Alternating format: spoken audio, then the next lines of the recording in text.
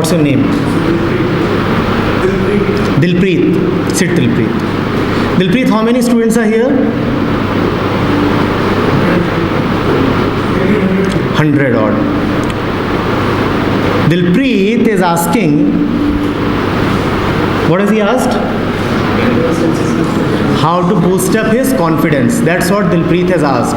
Sir, how can I boost my confidence? Now you say there are 100 students sitting over here, and who was the first one to jump and catch the opportunity? As soon as I said, ask. Who was the first one who just asked? Who appears to be the most confident of you all? And what is Dilpreet asking? No, that's pretty strange. Huh? Yeah, I'll go on. But the point is, do I need to go on? You are already so confident. You don't even need my answer or my support or any clarity coming from me. You already have it within you. Do you see this? Do you see this? We already have it within us. So many times, so many occasions. I dare say, on most of the occasions, we already have it within us. But Dilpreet still asks this question. I'll say fact 1, Dilpreet already has it within himself. Fact 2, Dilpreet is still asking as if he doesn't have it within himself.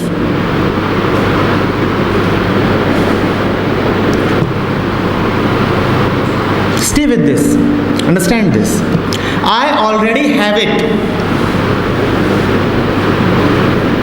And yet I am looking around for it, asking the help of strangers.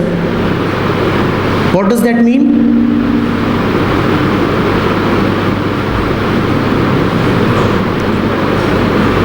I think my voice is not clearly reaching people at the back, right? Probably the mic is missing. Oh my God, where is the mic? Where is the mic exactly? Where is the CR? CR, where is the mic? You didn't return it to me. Where is the mic? That's the reason why people are not paying attention. Now I see. Where is the mic? Where is the mic? Let me look around for the mic in the entire room. It must be somewhere. Two of you look out for the mic over there. There, Anu, can you help me with finding the mic? I don't see the mic. Where is the mic? Where is the mic? Dilpreet, where is the mic? Dilpreet, where is the mic? I don't see the mic anywhere. I'm looking around and around and around. I'm looking 360 degrees, yet I don't see the mic anywhere. Where is the mic? Where is the mic? But I'm constantly looking outside and I'm not finding the mic. Where is the mic? Where is the mic? Such a fool I am. Why am I a fool? Huh? Why, Dilpreet? Why?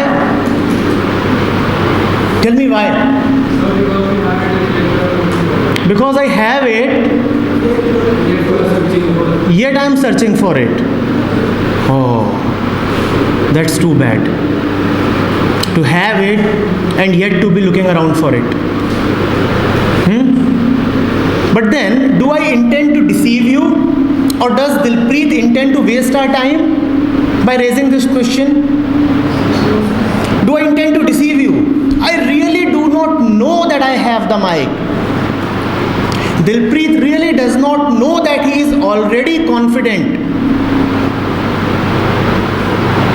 I have forgotten. What have I done? I have forgotten. What have I forgotten? What have I forgotten? That I already have the mic. What have you forgotten?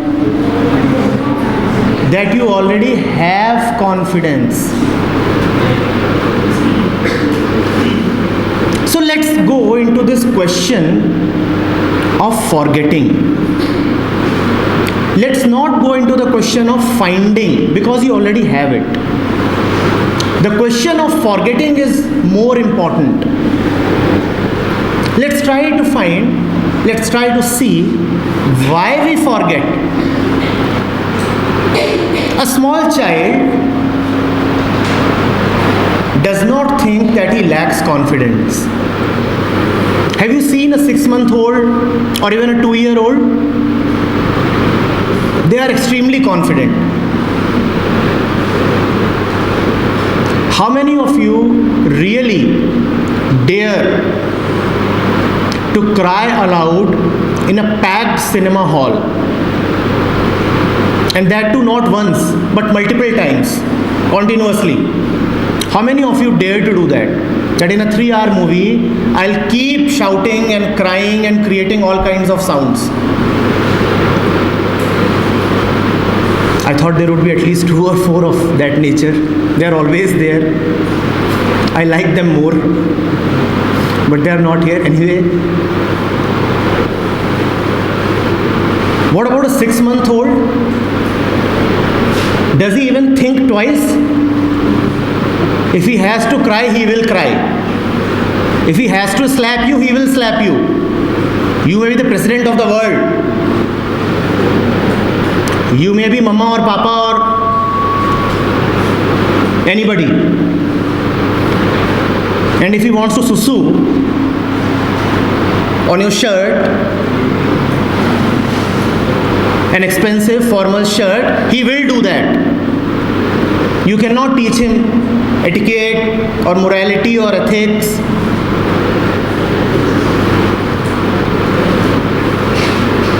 We are born confident, aren't we? How many of you were very, very hesitant, an introvert, right since childhood? How many of you dared not raise your voice even when you were very small? How many of you didn't cry when you were born? How many of you had to take a personality development lesson or a spoken English lesson in order to cry?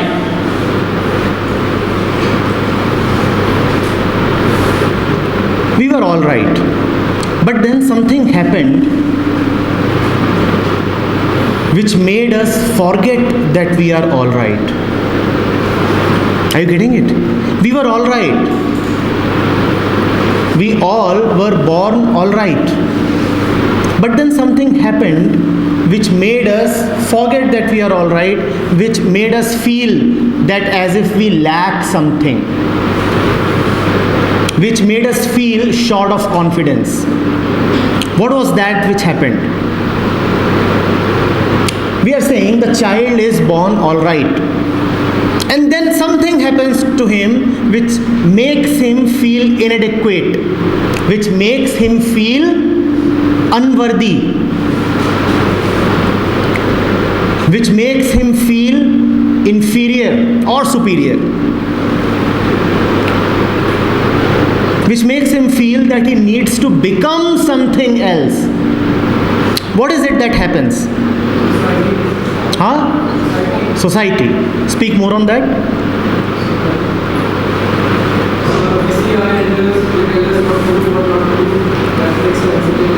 What's your name? Good. Sit. Somebody else on that? What happens to the child that makes him forget his essential nature? People become judgmental. What do you mean by that? They tell us what is wrong, what is right. Right. They want you to conform to certain codes. They want you to live, behave, and be in a certain way, right? And if you do not live and behave in that way, then what are you told?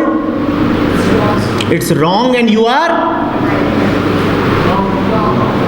You are wrong and bad. Gandhi ladki. You need some training in civilization.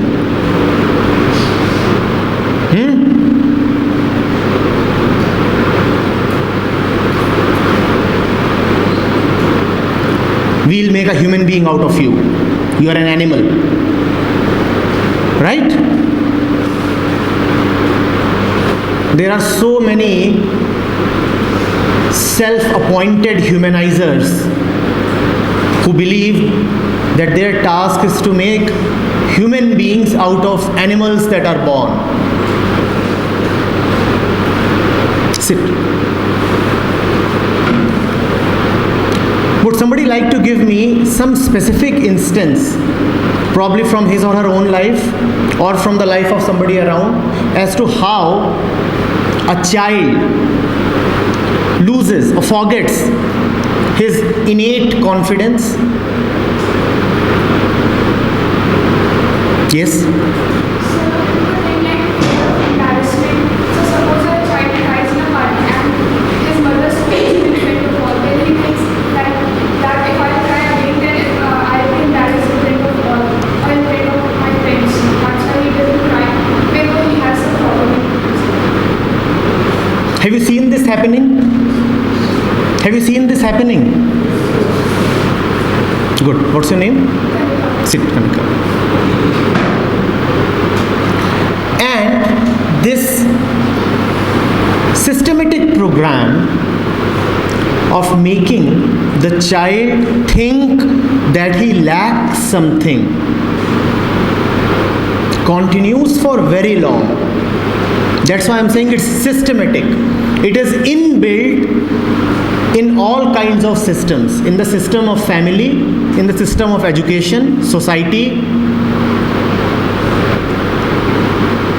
the way the media comes to you, the way you approach your examinations. You are good only if you secure a certain percentage.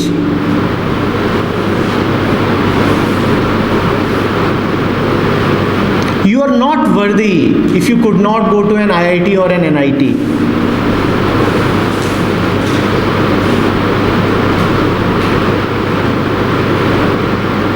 You are worthy only if you look a certain way.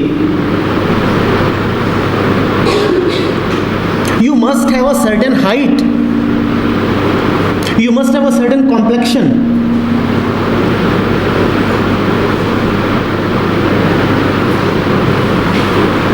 You must be muscular.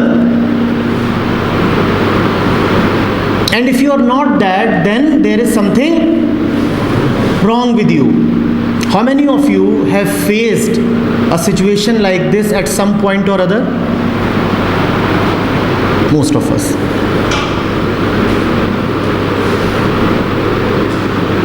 Dilpreet, probably you too have faced such a situation at some time, right? And not only do we become victims of such situations, we also perpetuate such situations. We internalize the views of the society.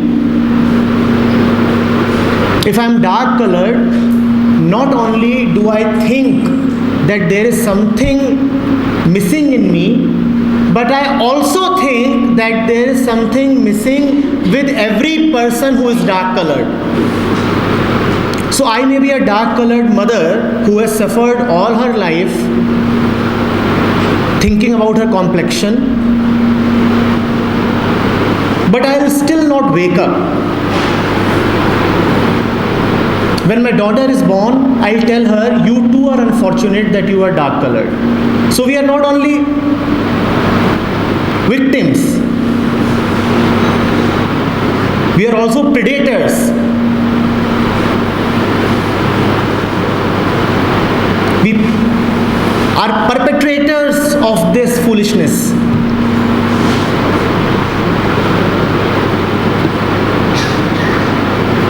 In all this lies the word becoming at the center. You must become something else in order to feel good. How many of you want to become something that you are not right now? Right now, You stand at a particular point. How many of you want to go away from this particular point and become something? Now, friends, you do not understand that this quest to become something is at the root of all feeling of unworthiness. If I want to become something, then obviously my mind is saying that I'll be good when I become that. I'll be worthy, I'll be beautiful, I'll be respectable when I become that. Naturally, that means that right now I am not worthy, not respectable, not good enough. And if you keep feeling that you are not good enough, can you be confident, Dilpreet? Please understand this. Anybody who wants to become something would always be suffering from an inferiority complex. Because only the one who feels inferior wants to become something else. Only the one who feels inadequate, incomplete, wants to become something else.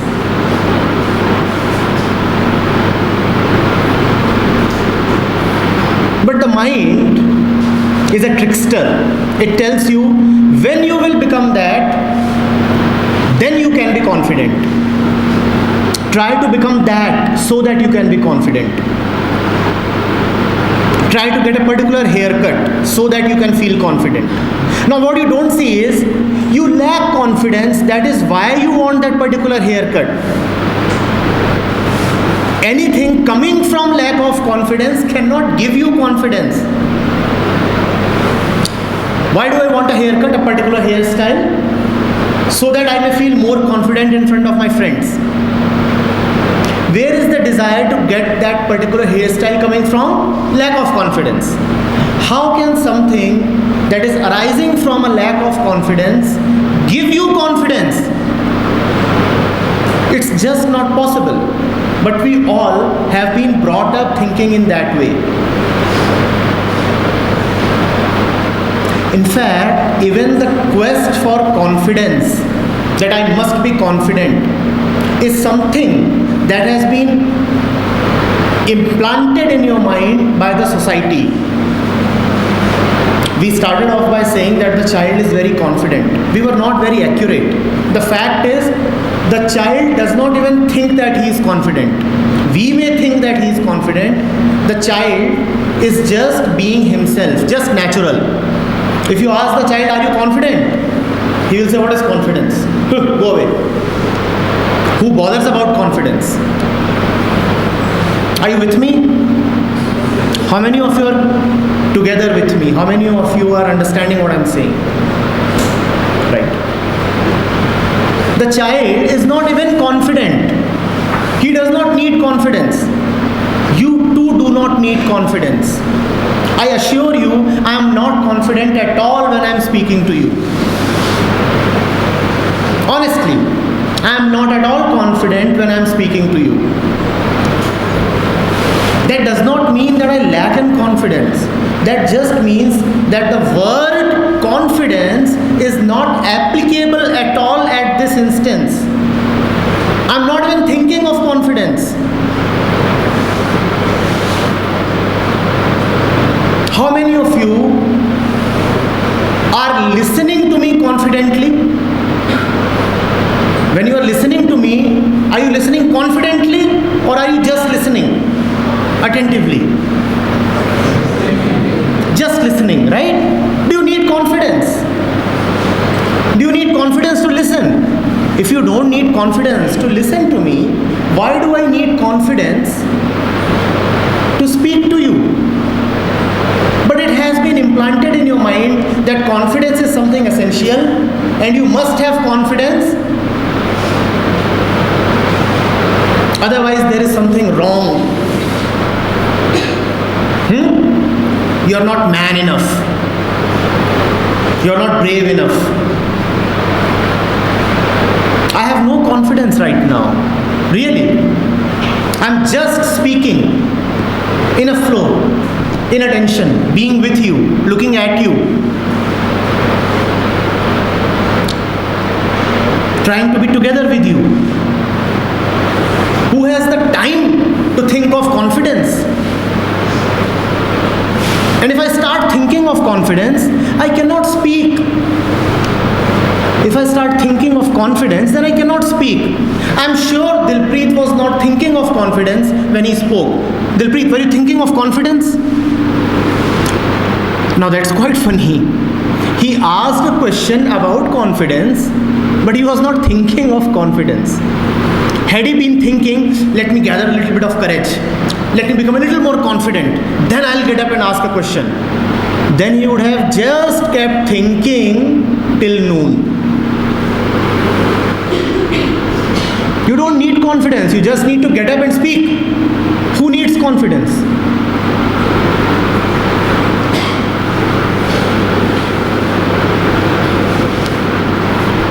You are good as you are.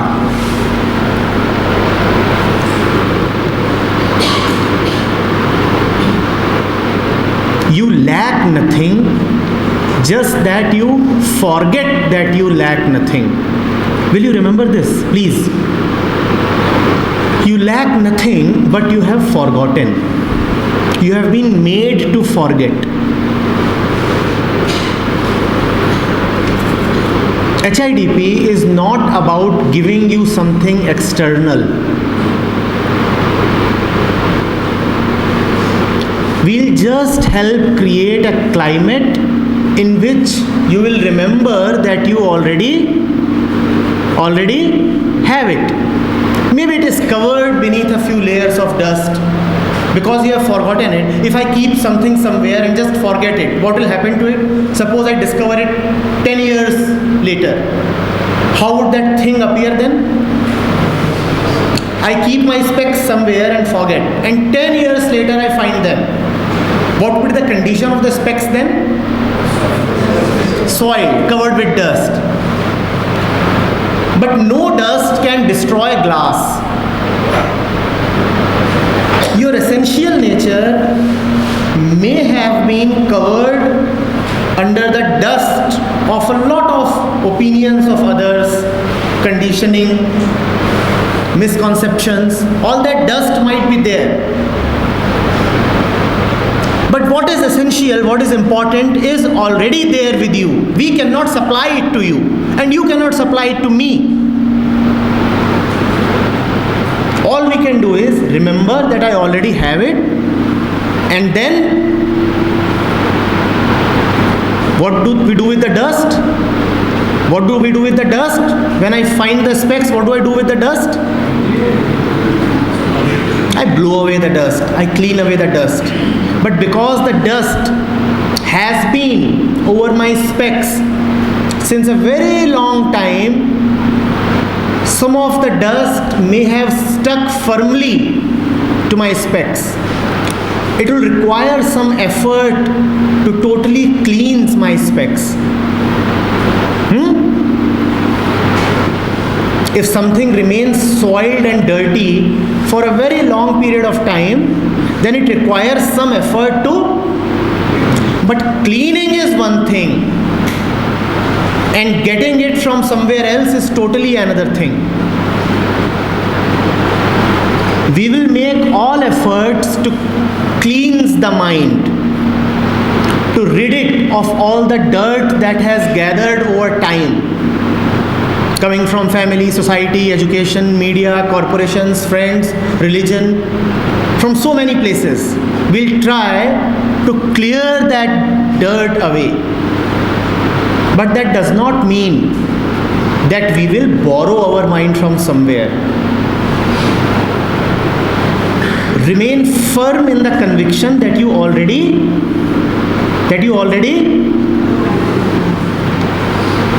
have it.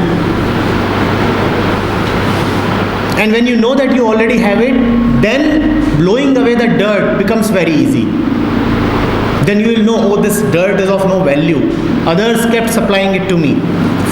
Sometimes forcefully, sometimes in ignorance, sometimes deceptively.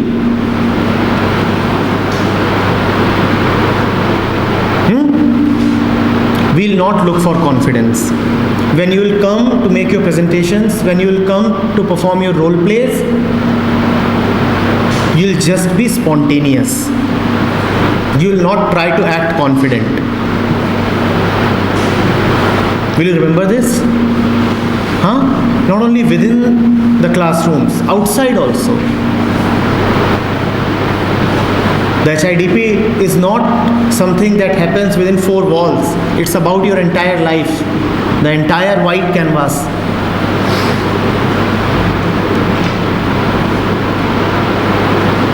We will not try to put on a mask of confidence. We will not believe that this is how a confident person behaves and I must also be that way. Oh, he speaks so aggressively and fluently. And that's often what we call as confidence. Let me also try to speak that way. We will not fall into all those traps. If I speak softly, I speak softly. There is nothing wrong with that. How many of you speak softly? Up! There's nothing wrong with speaking softly. Up! There's nothing wrong with that, huh? Do not try to emulate someone who is very loud and proclaimed. There is no need. How many of you do not like to mingle much with others? Up! There is nothing wrong with that. There is nothing wrong with that at all.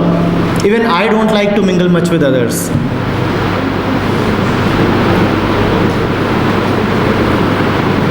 How many of you are not really extroverts? How many of you do not feel at home in parties? It's all right. It's all right. You're good. You're good. Let nobody tell you that you must be like somebody else.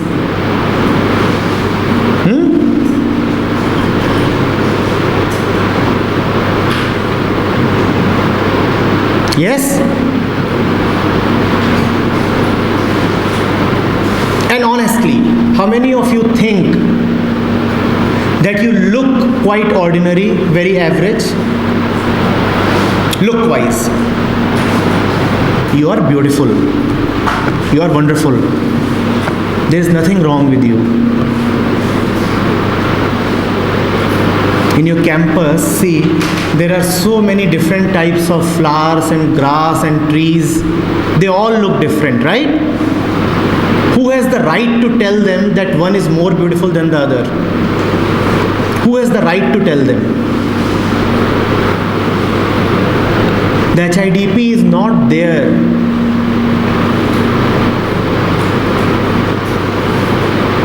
to convert a daisy flower into a rose flower, or to convert that humble little blade of grass into a great imposing tree. The grass is beautiful in its own way. The tree is beautiful in its own way. There can be no common benchmark or standard.